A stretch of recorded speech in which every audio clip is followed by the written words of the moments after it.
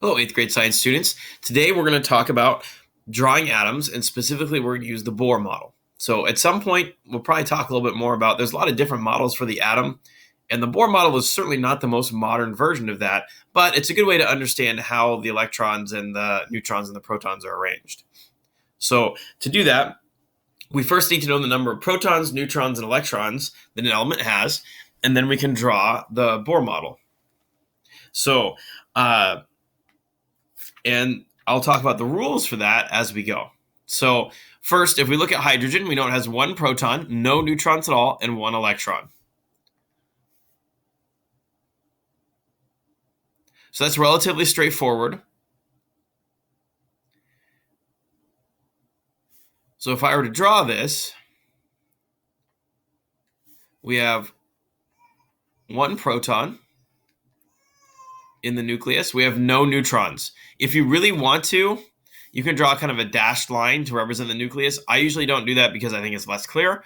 The next thing we're going to do is draw the electrons. I'm going to make those blue just so it's easy for us to see. So these shells line up with the shells from the periodic table. So if we go back to the periodic table very briefly, the periodic table has 2 electrons in the first shell, 8 in the second shell, 8 in the third shell, 18 in the fourth shell, and so on. Okay, in this particular case, what we're seeing is that there's one electron. I'm going to represent electrons with X's. You could also use dots. Since there's only one, there's just one in that ring, and we're done. Okay, things get a little more challenging when we take a look at helium. If we go back to the periodic table, we can see that helium has 2 protons. It has an atomic mass of 4, so that means it also has 2 neutrons,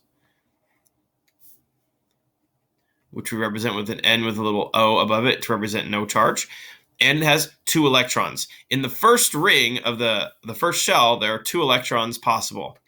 Now, what electrons do is they do not pair up unless they have to. Since there's only 2, they're going to pair up in this case. So for my electrons, we draw our very first shell, and the electrons are going to pair up. So I have X1 and X2. They're right next to each other. So I have my 2 electrons in the second shell, in the first shell. There's 2 of them, so they're going to pair up. You'll notice I've got 2 protons, 2 neutrons, and 2 electrons. Let's take a look at the next element, which is lithium. Lithium's a little bit different. So now, if we go to the periodic table, you notice we're now in the second row, which means we're going to use the second shell. The first shell is full, so good news, it's going to look just like helium. So we can draw this time our 3 protons, so 3p+. We're going to have 3 neutrons, or I apologize, 4 neutrons, because lithium's atomic mass is 7. And then for the electrons, there's 2 in the first shell, and they will pair up. Now, in the second and third shells, there are 8. So before we start pairing up, we have to have at least 4 electrons already. So I only have 1 in that first shell.